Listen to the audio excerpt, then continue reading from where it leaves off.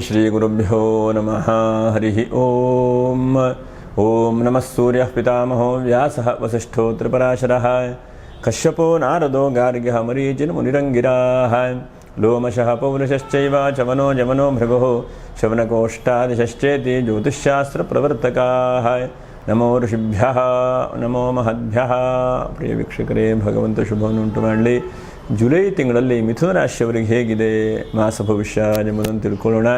ಯಾಕಂದರೆ ಒಂದಂತ ಗುರು ಕೂಡ ಪರಿವರ್ತನೆ ಹೊಂದಿದ್ದಾನೆ. ಹಾಗಾಗಿ ಮಿಥುನ ರಾಶಿಯವರಿಗೆ ಏನಾದರೂ ಲಾಭಾಂಶಗಳು ಆಗಬಹುದಾ? ಇಷ್ಟು ದಿವಸ ರಾಶಿಯಲ್ಲಿ ಗುರು ಇದ್ದ. ಹಾಗಾಗಿ ಜುಲೈ ತಿಂಗಳಲ್ಲಿ ಪುನರ್ವಸು ನಕ್ಷತ್ರ 1, 2, 3, 4ನೇ ಪಾದ, ಹಾಗೆ ಆರ್ದ್ರಾ ನಕ್ಷತ್ರ 1, 2, 3, 4ನೇ ಪಾದ, ಹಾಗೆ ಮೃಗಶಿರಾ ನಕ್ಷತ್ರ 3, 4ನೇ ಪಾದ. ವಿಡಿಯೋ ಮುಗಿಯವರೆಗೆ ಕೂಡ ನೀವು ನೋಡ್ತಾ ಇರಿ. ನಕ್ಷತ್ರ ಪರಿಹಾರಗಳು ಏನು ಎಂಬುದನ್ನು ಕೂಡ ತಿಳ್ಕೊಳ್ಳುವಂತಹ ಒಂದು ಪ್ರಯತ್ನ ಮಾಡೋಣ. ಹಾಗೆ ಇದು ನಾವು ಹೇಳುವಂಥದ್ದು ಗೋಚಾರ ಫಲ. ನಿಮ್ಮ ಜಾತಕದ ಮೇಲೆ ದಶಾಭುಕ್ತಿಗಳ ಮೇಲೆ ಸ್ವಲ್ಪ ವ್ಯತ್ಯಾಸವೂ ಕೂಡ ಬರಬಹುದು. ಇದೇ ಸಂಪೂರ್ಣವಾದಂಥ ತೀರ್ಮಾನ ಆಯಿತಾ, ಇದೇ ಸಂಪೂರ್ಣವಾದಂಥ ಫಲ ಆಗುತ್ತೆ ಹೇಳುವಂಥದ್ದಲ್ಲ. ಗೋಚಾರದಲ್ಲಿರುವಂತಹ ಗ್ರಹಸ್ಥಿತಿಗಳನ್ನು ನೋಡಿ ಹೇಳುವಂಥ ಒಂದು ಪ್ರಯತ್ನ ಮಾಡ್ತೇವೆ. ನೋಡಿ, ರಾಶಿಯಲ್ಲಿ ರವಿ ಮತ್ತು ಬುಧರು 17ನೇ ತಾರೀಕಿನವರೆಗೂ ಕೂಡ ರಾಶಿಯಲ್ಲೇ ಇದ್ದಾನೆ. ಇದು 17ನೇ ತಾರೀಕಿನವರೆಗೆ ನೀವು ಬಹಳ ಒಳ್ಳೆಯದು. ಬುಧಾದಿತ್ಯ ಯೋಗ ರಾಶಿಯಲ್ಲಿದೆ. ಅನಂತರದಲ್ಲಿ ರವಿಯು ಕೂಡ 2ನೇ ರಾಶಿಗೆ 17ನೇ ತಾರೀಕು ಅನಂತರದಲ್ಲಿ ಹೋಗ್ತಾನೆ. ಗುರು ಮತ್ತು ರವಿ ಒಟ್ಟಿಗೆ ಇರ್ತಾರೆ. ಇನ್ನು ಶುಕ್ರನು ಕೂಡ ತೃತೀಯ ರಾಶಿಯಲ್ಲಿ, ವ್ಯಯಾಧಿಪತಿ ತೃತೀಯ ರಾಶಿಯಲ್ಲಿದ್ದಾನೆ. ಇನ್ನು 12ನೇ ರಾಶಿಯಲ್ಲಿ ಕುಜ, ಹಾಗೆ 10ನೇ ರಾಶಿಯಲ್ಲಿ ಶನೈಶ್ಚರನು, 9ನೇ ರಾಶಿಯಲ್ಲಿ ರಾಹು. ಹೀಗೆಲ್ಲ ಒಂದು ಗೃಹಸ್ಥಿತಿ ಇದೆ ನಿಮಗೆ. ಗೃಹಸ್ಥಿತಿ ಒಂದು ಹಂತಕ್ಕೆ 7.5 ಶನಿ ಇಲ್ಲ, ಆದರೆ ದಶಮದಲ್ಲಿ ಶನಿ ಇದ್ದಾನೆ. ಹಾಗೆ ಒಂದು ಹಂತಕ್ಕೆ ಶುಕ್ರನು ಕೂಡ ತೃತೀಯ ರಾಶಿಯಲ್ಲಿದ್ದಾನೆ. ಇನ್ನು ಗುರು 2ನೇ ರಾಶಿಯಲ್ಲಿದ್ದಾನೆ. ಉಚ್ಚವಾದಂಥ ಸ್ಥಾನ, ಅದು ಬಹಳ ಒಳ್ಳೆಯದಲ್ವ. ಹೀಗೆ ಒಂದು ಗೃಹಸ್ಥಿತಿ ಇದೆ ನಿಮಗೆ. ಈ ತಿಂಗಳಲ್ಲಿ ಜ್ಯೇಷ್ಠ ಮಾಸದ 3ನೇ ತಾರೀಕಲ್ಲಿ ಸಂಕಷ್ಟರ ಚತುರ್ಥಿ, 10ನೇ ತಾರೀಕಿಗೆ ಬುಧ ಜಯಂತಿ ಅಂತ ಇದಿದೆ. 10ನೇ ತಾರೀಕಿಗೆ ಮತ್ತು ಏಕಾದಶಿಯೂ ಕೂಡ ಇದೆ. 11ನೇ ತಾರೀಕಿಗೆ ವೈಷ್ಣವ ಏಕಾದಶಿ, 17ನೇ ತಾರೀಕಿಗೆ ಮಹಾಪ್ರದೋಷ, ಹಾಗೆ 14ನೇ ತಾರೀಕಿಗೆ 14ಕ್ಕೆ ವಿಶೇಷವಾಗಿ ಮಣ್ಣಿನ ಅಮಾವಾಸ್ಯೆಯೂ ಕೂಡ ಇದೆ. ಇನ್ನು 15ನೇ ತಾರೀಕಿಂದ ನೋಡಿ ಆಷಾಢ ಮಾಸ ಅಂತೇಳಿ ಶುರುವಾಗುತ್ತೆ. ಆಷಾಢ ಮಾಸದಲ್ಲಿ ಬಹಳ ಮುಖ್ಯವಾಗಿ 15, 14ನೇ ತಾರೀಕು ಎರಡು ಪರವಾಗಿಲ್ಲ. ಯಾಕಂದರೆ ಮಿಥುನ ರಾಶಿಯಲ್ಲಿ ರವಿ ಇರ್ತಾನೆ. ಹಾಗಾಗಿ ಯೋಗ್ಯವಾದಂಥದ್ದೇ. 17ನೇ ತಾರೀಕಿಗೆ ದಕ್ಷಿಣಾಯಣ ಪುಣ್ಯಕಾಲ ಇದೆ. ಹಾಗಾಗಿ ಇಂತಹ ದಕ್ಷಿಣಾಯಣ ಪುಣ್ಯಕಾಲದಲ್ಲಿ ಸ್ನಾನಾದಿಗಳನ್ನು ಮಾಡುವಂಥದ್ದು ಆದಷ್ಟು ಸಂಸ್ಕಾರ ಕರ್ಮಕ್ಕೆ ಒಳ್ಳೆಯದಲ್ಲ. ವಿವಾಹಾದಿ ಮಂಗಲ ಕಾರ್ಯಕ್ಕೆ, ಸಂಸ್ಕಾರ ಕರ್ಮಕ್ಕೆ ಇದು ಅಷ್ಟೊಂದು ಒಳ್ಳೆಯದಲ್ಲ ಎಂಬುದನ್ನು ಕೂಡ ಹೇಳ್ತಾರೆ. ಹಾಗೆ ಇನ್ನು 24ನೇ ತಾರೀಕಿಗೆ ಆಡಿ ಶುಕ್ರವಾರ, ಅಂದರೆ ಆಷಾಢ ಮಾಸ ಶುಕ್ರವಾರಕ್ಕೆ ವಿಶೇಷವಾಗಿ ಲಕ್ಷ್ಮೀ ಆರಾಧನೆ, ಲಕ್ಷ್ಮೀ ಪ್ರಾರ್ಥನೆ, ಲಕ್ಷ್ಮೀ ನಮಸ್ಕಾರ, ಹೀಗೆ ವಿಶೇಷವಾಗಿ ಲಕ್ಷ್ಮೀ ಪೂಜೆಗೆ ವಿಶೇಷವಾದಂಥ ಮಹತ್ವ ಇದೆ. ಯಾಕಂದರೆ ಆಷಾಢ ಮಾಸದಲ್ಲ ಮಹಾಲಕ್ಷ್ಮಿಯನ್ನು ಪ್ರಾರ್ಥನೆ ಮಾಡ್ತಾರೆ. 25ಕ್ಕೆ ಸರ್ವೇಶಾಂ ಏಕಾದಶಿ, ಯಾಕಂದರೆ ಪ್ರಥಮ ಏಕಾದಶಿ 25ನೇ ತಾರೀಕಿಗೆ. ನೋಡಿ, ಆಷಾಢ ಮಾಸದ ಏಕಾದಶಿಗೆ ಪ್ರಥಮ ಏಕಾದಶಿ ಎಂಬುದಾಗಿ ಹೇಳ್ತಾರೆ. ಹಾಗಾಗಿ ಆ ದಿವಸ ವಿಷ್ಣುವನ ಆರಾಧನೆ ಮಾಡಲಿಕ್ಕೆ ಬಹಳ ಒಳ್ಳೆಯದು. 29ನೇ ತಾರೀಕಿಗೆ ಗುರುಪೂರ್ಣಿಮಾ, ವಿಶೇಷವಾಗಿ ಸತ್ಯನಾರಾಯಣ ಸ್ವಾಮಿ ಪೂಜೆ ಮಾಡುವಂಥದ್ದು. 29ನೇ ತಾರೀಕಿಗೆ ಮರಿಬೇಡಿ, ಗುರುಗಳನ್ನು ಭಕ್ತಿಯಿಂದ ಪೂಜೆ ಪುನಸ್ಕಾರಗಳನ್ನು ಮಾಡಿ. 31ನೇ ತಾರೀಕಿಗೆ ಆಡಿ ಶುಕ್ರವಾರ. ಒಟ್ಟಿನಲ್ಲಿ ಹೀಗೆಲ್ಲ ಇದೆ ಹಬ್ಬ ಹರಿದಿನಗಳು. ಅನಂತಕ್ಕೆ ನಿಮಗೆ ಒಳ್ಳೆಯ ಥರದಲ್ಲಿ ಅವಕಾಶಗಳನ್ನು ಭಗವಂತ ನೀಡ್ತಾ ಇದ್ದಾನೆ. ಏನು ಅವಕಾಶ ಇಲ್ಲ ಅಂತೇನಿಲ್ಲ, ಆದರೆ ಅವಕಾಶಗಳನ್ನು ನೀವು ತಲೆ ಹಾಕ್ಕೊಳ್ತಾ ಇಲ್ಲ, ಅದ್ರ ಬಗ್ಗೆ ಪ್ರಯತ್ನಗಳನ್ನು ಮಾಡ್ತಾ ಇಲ್ಲ. ಎಷ್ಟೋ ಸಲ ನಮಗೆ ಒಳ್ಳೆಯದಾಗತ್ತೆ ಅಂದ್ಕೊಳ್ತೇವೆ, ಆದರೆ ಒಂದು ಸ್ಟೆಪ್ ಮುಂದೆ ಇಡ್ಲಿಕ್ಕೆ ಹೋಗಲ್ಲ, ಒಂದು ಹೆಜ್ಜೆ ಮುಂದೆ ಇಡ್ಲಿಕ್ಕೆ ಹೋಗೋದಿಲ್ಲ. ಒಂದು ಹೆಜ್ಜೆ ಮುಂದಿಟ್ಟರೆ ತಾನೇ ಏನಾದರೂ ಒಳ್ಳೆ ರೀತಿಯಾದಂಥ ಫಲಕಾರಿ ಆಗುವಂಥದ್ದು ಅಲ್ವಾ. ಒಂದು ಹೆಜ್ಜೆ ಮುಂದಿಟ್ಟಿಲ್ಲ ಅಂದರೆ ಯಾವ ಫಲವೂ ಕೂಡ ಸಿಗೋದಿಲ್ಲ. ನೋಡಿ, ರಾಶಿಯಲ್ಲಿ ಆರಂಭದ ದಿವಸದಲ್ಲಿ ಬುಧಾದಿತ್ಯ ಯೋಗ, ವಿದ್ಯಾರ್ಥಿಗಳಿಗೆ ಬಹಳ ಅನುಕೂಲಕರವಾದಂಥ ಅವಕಾಶಗಳು. ಉದ್ಯೋಗದಲ್ಲಿ ಭಾಗ್ಯದಲ್ಲಿ ರಾಹು, ವಿದೇಶದ ಕೆಲಸ, ವಿದೇಶದ ಸಂಬಂಧವಾದ್ದು ಏನೋ ಒಂದು ಲಾಭಾಂಶಗಳು ಸಿಗುವಂಥದ್ದು. ಹಾಗಾಗಿ ಆರ್ಥಿಕವಾದಂಥ ಒಂದು ಸ್ಥಿತಿ ಬಹಳ ಮೇಲ್ಮಟ್ಟಕ್ಕೆ ಬಹಳ ಚೆನ್ನಾಗಾಗುವಂಥದ್ದು. ಹಣಕಾಸಿನಲ್ಲಿ ಈ ತಿಂಗಳಲ್ಲಿ ನೋಡಿ ಧನಸ್ಥಾನದಲ್ಲೇ ಗುರು ಇದ್ದಾನೆ. ಹಾಗಾಗಿ ಹಣಕಾಸಿಗೇನೋ ಅವಕಾಶಗಳು. ಎಲ್ಲೋ ಒಂದು ಕಡೆಗೆ ಇನ್ವೆಸ್ಟ್ಮೆಂಟ್ ಮಾಡ್ತಾ ಇರ್ತೀರ. ಇನ್ವೆಸ್ಟ್ಮೆಂಟ್ ಮಾಡ್ತಾ ಇರುವಂಥ ಹಣ ಬಹಳ ಒಳ್ಳೆ ರೀತಿಯಾಗಿ ಬೆಳೆಯುವಂಥದ್ದು. ಎಲ್ಲೋ ಒಂದು ದೂರದಲ್ಲಿ ಭೂಮಿಯನ್ನು, ಕೃಷಿ ಜಾಗವನ್ನು ಖರೀದಿ ಮಾಡಿದಿರಿ. ಖರೀದಿ ಮಾಡಿದಂಥ ಜಾಗ ಒಳ್ಳೆ ರೀತಿಯಾದಂತಹ ಮೇಲ್ಮಟ್ಟಕ್ಕೆ ಬರ್ತಾ ಇದೆ, ಹಣಕಾಸು ಚೆನ್ನಾಗಾಗ್ತಾ ಇದೆ ಅಂತ ಅನ್ನಿಸ್ತದೆ. ಹಾಗಾಗಿ ಹಣಕಾಸಿನಲ್ಲಿ ಹೆಚ್ಚಿನದಾದಂಥ ಅವಕಾಶಗಳನ್ನು ಕೂಡ ಪಡೆಯುವಂಥ ತಿಂಗಳು ಎಂಬುದನ್ನು ಹೇಳಬಹುದು. ಹಾಗೆ ಶಾರೀರಿಕವಾಗಿ ರಾಶಿಯಲ್ಲಿ ರವಿ, ನಿಮ್ಮಲ್ಲೇ ಆರೋಗ್ಯದಲ್ಲಿ ಚೇತರಿಕೆ ಆಗುವಂಥದ್ದು. ಯಾಕೋ ಸ್ವಲ್ಪ ಹೊಟ್ಟೆಯಲ್ಲಿ ತೊಂದರೆ ಇತ್ತಪ್ಪ ಹಿಂದಿನ ತಿಂಗಳ, ಮೊಣಕಾಲು ಬಹಳ ನೋವಾಗ್ತಾ ಇತ್ತು, ಎಕ್ಸ್ರೇ ಮಾಡಿದೇನೆ, ಹೀಗೆಲ್ಲ ಮಾಡಿದ್ರೆ ಏನೋ ಸಣ್ಣ ಪುಟ್ಟ ಚಿಕಿತ್ಸೆ ಬೇಕು ಅಂತೇಳಿ ಹೇಳಿದ್ದಾರೆ. ಏನು ಮಾಡಲಿ ಅಂತಂದರೆ ಈ ತಿಂಗಳ ಸ್ವಲ್ಪ ಚಿಕಿತ್ಸೆಗಳ ಮೂಲಕವಾಗಿ ಸ್ವಲ್ಪ ಅನುಕೂಲತೆಗಳನ್ನು ಕೂಡ ಕಾಣುವಂಥ ಸಾಧ್ಯತೆಗಳಿದೆ. ಮತ್ತು ಮನಸ್ಸಿನಲ್ಲೇ ಒಂದು ಹಂತಕ್ಕೆ ಅವ್ರು ಹಾಗೆ ಮಾಡ್ತಾರೆ, ಇವ್ರು ಹಾಗೆ ಮಾಡ್ತಾರೆ ಅಂತ ಹೇಳುವಂಥರ ಭ್ರಾಂತಿ ಆಗ್ತಾ ಇತ್ತು ಇನ್ನು 2-3 ತಿಂಗಳಿಂದ. ಆದರೆ ಈ ತಿಂಗಳಲ್ಲಿ ಸ್ವಲ್ಪ ಮನಸ್ಸು ಸ್ಥಿರವಾದಂಥ ಸಮಾಧಾನಕ್ಕೆ ಬರುವಂಥ ತಿಂಗಳು. ಯಾಕಂದರೆ ಮನಸ್ಸು ಸ್ಥಿತಿ ಸರಿ ಇದ್ದರೆ ಬಹಳ ಎಲ್ಲ ಒಳ್ಳೆಯದಾಗ್ತಾ ಹೋಗ್ತದೆ. ಮನಸ್ಥಿತಿ ಈ ತಿಂಗಳಲ್ಲಿ ಹತೋಟಿಗೆ ಬರುತ್ತೆ. ಆರೋಗ್ಯದಲ್ಲೂ ಚೇತರಿಕೆ ಕಾಣುವಂಥ ಸಾಧ್ಯತೆಗಳಿದ್ದಾವೆ. ಹಾಗೆ ಸ್ವಲ್ಪ ಚಿಂತೆ, ಯಾವ ಚಿಂತೆಯಪ್ಪ ಅಂತಂದರೆ ಒಂದು ಹಣಕಾಸು ಮುಂದೆ ಹೇಗಪ್ಪ ಅಥವಾ ಮುಂದೆ ಏನಪ್ಪ ದಾರಿ, ಹಣಕಾಸಿಗೆ ಹೀಗೆಲ್ಲ ಅನ್ನಿಸ್ತಾ ಇರುತ್ತೆ. ಹಣಕಾಸಲ್ಲೂ ಭಗವಂತ ಏನೋ ಒಂದು ಸಮಾಧಾನ ಅನುಕೂಲತೆಗಳನ್ನು ಕೂಡ ಕೊಡ್ತಾನೆ. ವಾಹನದಿಂದ ಸೌಖ್ಯ, ಚತುರ್ಥಾಧಿಪತಿ ರಾಶಿಯಲ್ಲಿದ್ದಾನೆ. ಹಾಗಾಗಿ ವಾಹನದಿಂದ ಸೌಖ್ಯ. ಹಿಂದೆ ಏನೋ ವಾಹನ ಬದಲಾವಣೆ ಮಾಡಬೇಕು, ವಾಹನ ಖರೀದಿ ಮಾಡಬೇಕು, ಇಂಥದ್ದೆಲ್ಲ ಮನಸ್ಥಿತಿ ಇದ್ದರೆ ಅದರಲ್ಲೂ ಕೂಡ ಒಳ್ಳೆಯ ರೀತಿಯಾದಂಥ ಅವಕಾಶಗಳು. ಉದ್ಯೋಗದಲ್ಲಿ ಸ್ಥಿರವಾದಂತಹ ದಾರಿಗಳು ಸಿಗುವಂಥ ಹಂತ. ಎಷ್ಟೋ ಸಲ ಉದ್ಯೋಗದಲ್ಲಿ ಸ್ಥಿರವೇ ಇಲ್ಲ. ಒಂದು 3 ತಿಂಗಳ ಒಂದು ಕಡೆಗೆ ಮಾಡೋದು, ಇನ್ನು 3 ತಿಂಗಳ ಒಂದು ಕಡೆಗೆ ಮಾಡೋದು. ಏನಪ್ಪ ಉದ್ಯೋಗ ಅಂತಂದರೆ ಉದ್ಯೋಗದಲ್ಲಿ ಒಂದು ಫೋಕಸ್ ಹಾಕಿ ಚೆನ್ನಾಗಿ ಮಾಡಿದ್ರೆ ಉದ್ಯೋಗ ಬಲಿಷ್ಠ ಆಗುವಂಥದ್ದು. ಅದ್ರ ಜೊತೆಗೆ ನೋಡಿ, ಫೈನಾನ್ಸ್ ಮಾಡುವಂಥ ವ್ಯಕ್ತಿಗಳು ಏನೋ ಒಂದು ಕಡೆಗೆ ಲಾಭಾಂಶಗಳು. ಬಹಳ ಮುಖ್ಯವಾಗಿ ಬಿಲ್ಡಿಂಗ್ ಕಟ್ಟುವಂಥ ವ್ಯಕ್ತಿಗಳಿಗೆ ಮೆಟೀರಿಯಲ್ ಎಲ್ಲ ಇವತ್ತು ಕಾಸ್ಟ್ಲಿ ಆಗಿದೆ, ಆದರೂ ಕೂಡ ಒಳ್ಳೆಯ ರೀತಿಯಾದಂಥ ಪ್ರಾಫಿಟಿಂದ ಬಿಲ್ಡಿಂಗ್ ಕಟ್ಟಿ ಸೇಲ್ ಮಾಡಿ ಹೆಚ್ಚಿನದಾದಂಥ ಲಾಭಾಂಶವನ್ನು ಪಡೆಯುವಂಥದ್ದು. ನೋಡಿ, ಬಹಳ ಮುಖ್ಯವಾಗಿ 12ನೇ ರಾಶಿ ಕುಜ ಇದ್ದಾನೆ. ಕುಜ 12ನೇ ರಾಶಿಯಲ್ಲಿದ್ದರೆ ಬಹಳ ಒಳ್ಳೆಯದು, ದಶಮದಲ್ಲಿದ್ದರೆ ಬಹಳ ಒಳ್ಳೆಯದು, 12ನೇ ರಾಶಿಯಲ್ಲಿದ್ದರೆ ಬಹಳ ಒಳ್ಳೆಯದು. ಹಾಗಾಗಿ ರಿಯಲ್ ಎಸ್ಟೇಟ್ ಉದ್ಯಮಿಗಳಿಗೆ ಏನೋ ಒಂದು ಕಡೆ ಅವಕಾಶಗಳು. ರಾಜಕೀಯ ವ್ಯಕ್ತಿಗಳಿದ್ದರೂ ಕೂಡ ರಾಶಿಯಲ್ಲಿ ರವಿ ಇರುವಲ್ಲಿವರೆಗೆ ಬಹಳ ಒಳ್ಳೆಯದು. ಸ್ವಲ್ಪ ಪ್ರಯಾಣ ಈ ತಿಂಗಳಲ್ಲಿ ಅಲ್ಲಿ ಇಲ್ಲಿ ಹೋಗುವಂಥದ್ದು, ಸುತ್ತುವಂಥದ್ದು ಅಂತಂದಕ್ಕೆ ಸ್ವಲ್ಪ ಜಾಸ್ತಿ ಸಮಯ ಹೋಗುತ್ತೆ. ಮತ್ತು ಕುಟುಂಬದ ಸದಸ್ಯರು ನಿಮ್ಮ ಬಗ್ಗೆ ಬಹಳ ಪ್ರೀತಿಯನ್ನು ಹೊಂದುತ್ತಾರೆ ಈ ತಿಂಗಳಲ್ಲಿ. ಯಾರ್ಯಾರು ಇದ್ದಾರೋ ನೋಡ್ಕೊಳ್ಳಿ. ಕುಟುಂಬ ಆಗಿಲ್ಲ ಅಂತಂದರೆ ಪ್ರಯತ್ನವನ್ನು ಕೂಡ ಮಾಡಿಕೊಳ್ಳಿ. ಯಾಕಂದರೆ 2ನೇ ರಾಶಿಯಲ್ಲಿ ಗುರು ಕೂತಿದ್ದಾನೆ. ಹಾಗಾಗಿ ಕುಟುಂಬ ಸ್ಥಾನ, ವಾಕ್ ಕುಟುಂಬಂ ಧನಂ, ಇದು ಸ್ವಲ್ಪ ಬಲಿಷ್ಠ ಆಗ್ಬೋದು. ಮದುವೆ ಆಗದೇ ಇದ್ದವರು ಮದುವೆಗೆ ಜಾಸ್ತಿ ಪ್ರಯತ್ನ ಮಾಡಿ. ಸ್ವಲ್ಪ ಪ್ರಯತ್ನ ಮಾಡಿ ಸಾಕಾಗಲಿಕ್ಕಿಲ್ಲ.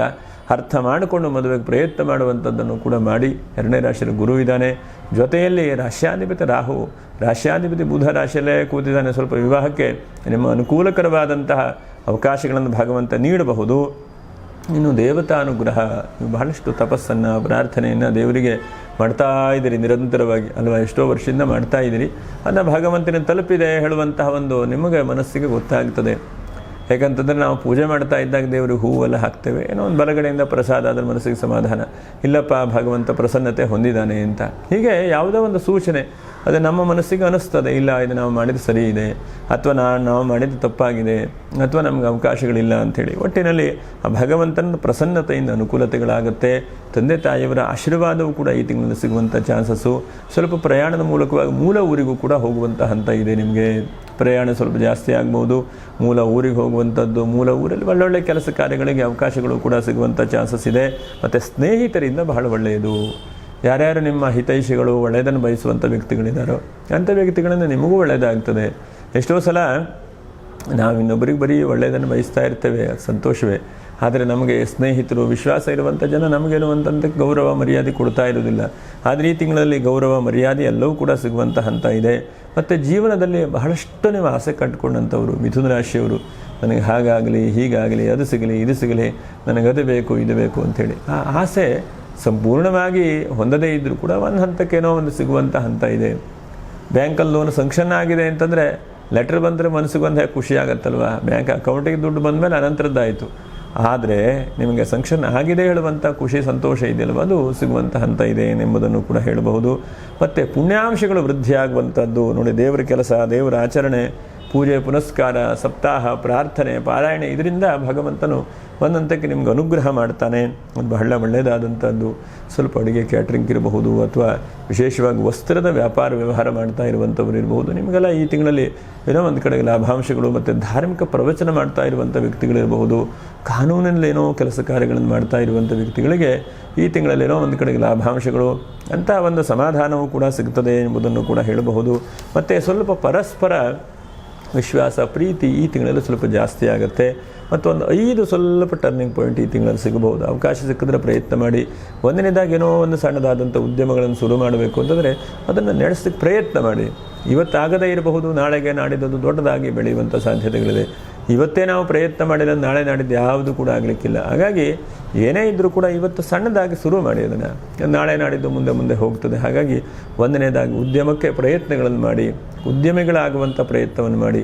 ಒಂದಂತಕ್ಕೆ ಕೆಲಸ ನಡೀತಾ ಇರಲಿ, ನಿಮಗೆ ಬಿಡುವಿನ ಸಮಯ ಇದ್ದೇ ಇರುತ್ತೆ ಪ್ರತಿಯೊಬ್ಬರಿಗೂ ಕೂಡ ಅಲ್ವಾ. ಹಾಗೆ ಎರಡನೇದಾಗಿ ಬಹಳ ಮುಖ್ಯವಾಗಿ ನೀವು ನಿರಂತರವಾಗಿ ಇನ್ವೆಸ್ಟ್ಮೆಂಟ್ ಮಾಡೋದನ್ನು ನಿಲ್ಲಿಸಬೇಡಿ. ಎಷ್ಟೋ ಸಲ ನಾವು ಒಂದಂತಕ್ಕೆ ಉತ್ತಮವಾದಂಥ ಒಂದು ಸ್ಥಿತಿ ಅವಕಾಶ ಗತಿ ಬರ್ತಾ ಇದ್ದಂತೆ ನಾವು ಪ್ರಯತ್ನವನ್ನು ನಿಲ್ಲಿಸಿಬಿಡ್ತೇವೆ. ಅದನ್ನು ಖಂಡಿತವಾಗಿ ಈ ತಿಂಗಳಲ್ಲಿ ಮಾಡಲಿಕ್ಕೆ ಹೋಗಬೇಡಿ. ಹಾಗೆ ನಾಲ್ಕನೇದಾಗಿ ನೀವು ಸದಾಕಾಲ ನಿಮ್ಮ ಬಗ್ಗೆ ಚಿಂತನೆ ಮಾಡ್ತಾ ಇದ್ದೀರಿ, ಸಂತೋಷ. ಆದರೆ ಎರಡು ತರಹ ಚಿಂತನೆ ಮಾಡಬೇಕು. ನೀವು ಇನ್ನು 10 ವರ್ಷಕ್ಕೆ ಹೇಗಿದ್ದೀರಿ, ಇನ್ನು 20 ವರ್ಷಕ್ಕೆ ಹೇಗೆ ಆಗಬಹುದು ಹೇಳುವಂಥ ಚಿಂತೆ ಮಾಡಬೇಕು. ಅದೆಷ್ಟೋ ಸಲ ಇಲ್ಲ, ಇವತ್ತಿದೆಯಾ ಸಾಕು, ಇವತ್ತೊಂದು ಕಡೆ ಇದೆಯಾ ಸಾಕು, ಇವತ್ತು ಲೋನ್ ಆಯಿತಾ ನಾಳೆಗೆ ಅದು ಯಾವಾಗ ತೀರಿಸಬಹುದು, ಹೇಗೆ ಮಾಡಬಹುದು ಯೋಚನೆ ಮಾಡ್ಕೊಳ್ಬೇಕಲ್ವ. ಹಾಗೆ ನಾಲ್ಕನೇದಾಗಿ ಈ ವಿವಾಹಾದಿ ಮಂಗಲ ಕಾರ್ಯಕ್ಕೆ ಅವಕಾಶಗಳು ಸಿಕ್ಕದಾಗ ಪ್ರಯತ್ನವನ್ನು ಮಾಡಿ. ಎಷ್ಟೋ ಸಲ ಮದುವೆ ಆಗಲಿಲ್ಲ ಅಂದರೆ ಖಂಡಿತ ಮದುವೆ ಆಗುವುದಿಲ್ಲ. ಮದುವೆ ಆಗುವಂತಹ ಅವಕಾಶಗಳು ಸಿಕ್ಕಿದಾಗ ನೋಡಿ, ಈ ಥರ ಗೃಹಸ್ಥಿತಿ ಸಿಕ್ಕಿದಾಗ ಪ್ರಯತ್ನ ಮಾಡಬೇಕು. ಆಷಾಢ ಮಾಸ ಆದರೂ ಪ್ರೊಫೈಲ್ ಕೊಡಿಸ್ಲಿಕ್ಕೆ ಏನು ತೊಂದರೆ ಇಲ್ಲ, ಅಥವಾ ಫೋಟೋ ನೋಡಿ ಅವರು ಹಿಂದೆ ಮುಂದೆ ಎಲ್ಲ ವಿಚಾರ ಮಾಡಲಿಕ್ಕೇನೂ ತೊಂದರೆ ಇಲ್ಲ. ಎಲ್ಲದಕ್ಕೂ ಕೂಡ ಸಂಪೂರ್ಣವಾಗಿ ಎಲ್ಲದಕ್ಕೂ ಕೂಡ ಮುಹೂರ್ತನೇ ನೋಡ್ಲಿಕ್ಕೆ ಹೋಗಬಾರ್ದು. ಯಾವ್ಯಾವುದಕ್ಕೆ ಶಾಸ್ತ್ರವಿಧಿಯಲ್ಲಿ ಹೇಳುತ್ತೋ ಅಂಥದ್ದಕ್ಕಷ್ಟೇ ಮುಹೂರ್ತವನ್ನು ನೋಡಬೇಕು. ಆ ಮುಹೂರ್ತಗಳು ಅದಕ್ಕಷ್ಟೇ ಸೀಮಿತವಾಗಬೇಕೇ ಬಿಟ್ಟರೆ ಪ್ರತಿ ದಿವಸ ಹೊರಡುವಾಗೆಲ್ಲ ರಾಹುಕಾಲ ನೋಡಬೇಕು ಅಂತೇನಿಲ್ಲ. ನಾವು ಒಳ್ಳೆ ಸಮಯಕ್ಕೆ ಒಳ್ಳೆ ಕೆಲಸವನ್ನು ಮಾಡಬೇಕು. ದೂರ ಹೋಗಬೇಕು ಅಂದರೆ ಪ್ರಯಾಣ ಕಾಲಕ್ಕೆ ನೋಡಬೇಕು ರಾಹುಕಾಲವನ್ನು. ಹಾಗಾಗಿ ಕೆಲವೊಂದಷ್ಟು ನಾವು ನಮ್ಮನ್ನು ತಿದ್ದುಕೊಳ್ತಾ, ನಮ್ಮನ್ನು ಬದಲಾವಣೆ ತೆಗೆದುಕೊಳ್ತಾ, ಆದಷ್ಟು ಸಮಯಕ್ಕೆ ಹೆಚ್ಚಿನದಾದಂಥ ಇದಕ್ಕೆ ವಿಧಿಶಾಸ್ತ್ರ, ಕಾಲಶಾಸ್ತ್ರ ಅಂತ ಹೇಳ್ತಾರೆ ಜ್ಯೋತಿಷ್ಯಕ್ಕೆ. ಹಾಗಾಗಿ ಅಂತಹ ಕಾಲದ ಬಗ್ಗೆ ಜಾಸ್ತಿ ಗಮನ ಕೊಡ್ತಾ, ಮುಂದಿನ ಚಿಂತನೆಗಳನ್ನು ಕೊಡ್ತಾ ಮಾಡ್ತಾ ಮುಂದೆ ಹೋಗುವಂಥ ದಾರಿಗಳನ್ನು ಹುಡ್ಕೊಳ್ಳಿ. ಅನ್ನಂತಕ್ಕೆ ಮಿಥುನ ರಾಶಿಯವರಿಗೆ ಎಲ್ಲ ಭಗವಂತ ನೀಡ್ತಾ ಇದ್ದಾನೆ.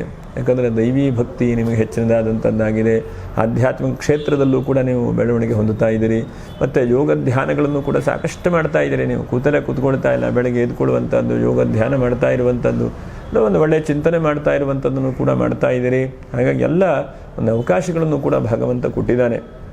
ಇದಿಷ್ಟು ನಿಮಗೆ ಈ ತಿಂಗಳಲ್ಲಿ ಆಗುವಂತಹ ಒಂದು ಬದಲಾವಣೆಗಳು ಎಂಬುದನ್ನು ಕೂಡ ಗಮನಿಸ್ತಾ, ನಕ್ಷತ್ರ ಪರಿಹಾರಗಳು ಏನು ಎಂಬುದನ್ನು ಗಮನಿಸೋಣ. ನೋಡಿ, ಮೃಗಶಿರಾ ನಕ್ಷತ್ರದವರು ಎಷ್ಟು ಸಾಧ್ಯ ಆಗುತ್ತೋ ಅಷ್ಟು ಈ ಆಷಾಢ ಶುಕ್ರವಾರದಲ್ಲಿ ಲಕ್ಷ್ಮೀ ಪೂಜೆ ಮಾಡಿ, ಎಷ್ಟು ಸಾಧ್ಯ ಆಗುತ್ತೋ ಅಷ್ಟು ಮಾಡಿ. ಅದರಿಂದ ನಿಮಗೆ ಬಹಳ ಒಳ್ಳೆಯದಾಗುತ್ತೆ. ಯಾಕಂದರೆ ಆಷಾಢ ಮಾಸ ಆಳುವಂಥದ್ದು ಈ ಲಕ್ಷ್ಮೀ ಪೂಜೆ ಮಾಡಲಿಕ್ಕೆ ವಿಶೇಷವಾದಂಥ ಒಂದು ಮಾಸ. ಆ ಮಹಾಲಕ್ಷ್ಮಿಯನ್ನು ಪೂಜೆ ಮಾಡಲಿಕ್ಕೆ. ಇನ್ನು ಆರ್ದ್ರಾ ನಕ್ಷತ್ರ ಬಹಳ ಮುಖ್ಯವಾಗಿ ಗಮನಿಸಬೇಕು. ಆರ್ದ್ರಾ ನಕ್ಷತ್ರದವರು ನೋಡಿ, 29ನೇ ತಾರೀಕು ಗುರು ಪೂರ್ಣಿಮಾ ಇದೆ. ಒಂದು ಗುರು ಸೇವೆ ಏನಾದರೂ ಮಾಡಿ, ಗುರುಗಳ ನಾಮಸ್ಮರಣೆ ಮಾಡಿ. ಆ ದಿವಸ ಆದರೂ ಕೂಡ ಗುರುಗಳಿಗೆ ಏನಾದರೂ ನಿಮ್ಮ ಕೈಲಾದಂಥ ಸೇವೆ ಪುನಸ್ಕಾರಗಳನ್ನು ಮಾಡಿ. ಗುರುವಿನ ಅನುಗ್ರಹದಿಂದ ಬಹಳ ಒಳ್ಳೆಯದಾಗುತ್ತೆ. ಇನ್ನು ಪುನರ್ವಸು ನಕ್ಷತ್ರ 1, 2, 3ನೇ ಪಾದ. ನೀವು ನೋಡಿ, 17ನೇ ತಾರೀಕಿಗೆ ಸಂಕ್ರಾಂತಿ ಇದೆ.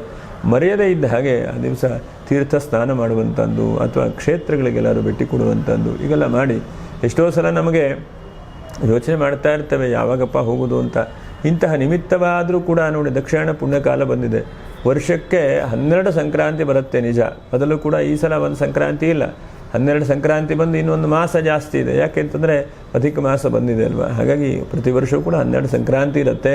ಅದರಲ್ಲಿ ಉತ್ತರಾಯಣ ಪುಣ್ಯಕಾಲ, ಒಂದು ದಕ್ಷಿಣಾಯಣ ಪುಣ್ಯಕಾಲ, ಒಂದು ಕರ್ಕ ರಾಶಿಗೆ ರವಿ ಪ್ರವೇಶ ಮಾಡಿದಾಗ, ಇನ್ನೊಂದು ಮಕರ ರಾಶಿಗೆ ರವಿ ಪ್ರವೇಶ ಮಾಡಿದಾಗ ಬಹಳ ಪುಣ್ಯತಮವಾದಂತಹದ್ದು. ಯಾಕಂದರೆ ಒಂದು ಕಡೆಗೆ ಗುರುವಿನ ಉಚ್ಚ ರಾಶಿ ಕರ್ಕಾಟಕ ರಾಶಿ, ಇನ್ನೊಂದು ಕಡೆಗೆ ಗುರುವಿನ ನೀಚ ರಾಶಿ ಅಲ್ವಾ.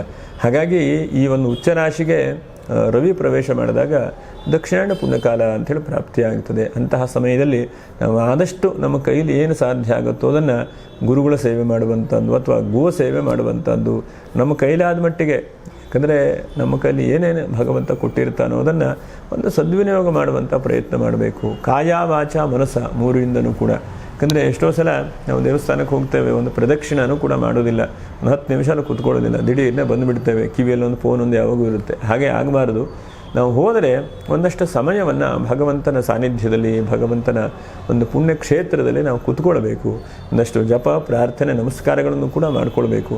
ಎಷ್ಟೋ ಸಲ ದೇವಸ್ಥಾನಕ್ಕೆ ಹೋದ ಬಂದ, ಏನೂ ಪ್ರಯೋಜನ ಇಲ್ಲ. ಹಾಗಾಗಬಾರ್ದು. ಹಾಗಾಗಿ ಏನು ಸಾಧ್ಯ ಆಗುತ್ತೋ ಇಂತಹ ದಕ್ಷಿಣಾಯಣ ಪುಣ್ಯಕಾಲ ಇದೆ.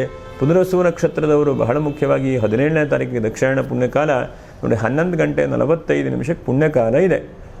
ಹಾಗಾಗಿ ಆ 11 ಗಂಟೆ 15 ನಿಮಿಷಕ್ಕೆ ಏನಾದರೂ ನಿಮ್ಮ ಕೈಲಾದ ದಾನವೋ ಪೂಜೆಯೋ ನಮಸ್ಕಾರಗಳನ್ನು ಕೂಡ ಮಾಡಿಕೊಳ್ಳಿ. ಭಗವಂತನ ಅನುಗ್ರಹದಿಂದ ಒಳ್ಳೆಯದಾಗಲಿ. ಲೋಕ ಸಮಸ್ತ ಸುಖಿನೋ ಭವಂತು. ಯಾರು ಸಬ್ಸ್ಕ್ರೈಬ್ ಮಾಡಿಲ್ಲೋ ಅಂಥವರು ಸಬ್ಸ್ಕ್ರೈಬ್ ಮಾಡಿ, ಒಂದು ಲೈಕನ್ನು ಮಾಡಿ, ಹಾಗೆ ಶೇರನ್ನು ಮಾಡಿ ಅಂತ ಹೇಳ್ತಾ ಮುಂದಿನ ವಿಡಿಯೋದಲ್ಲಿ ಮತ್ತೆ ಭೇಟಿ ಮಾಡೋಣ. ನಮಸ್ಕಾರ. ಲೋಕ ಸಮಸ್ತ ಸುಖಿನೋ ಭವಂತು. ಭಗವಾನ್ ಸದ್ಗುರು ಶ್ರೀ ಶ್ರೀಧರ ಸ್ವಾಮಿ ಮಹಾರಾಜ ಕೀ ಜೈ. ಅವಧೂತ ಚಿಂತನ ಶ್ರೀ ಗುರುದೇವ ದತ್ತ. ನಮಸ್ಕಾರ.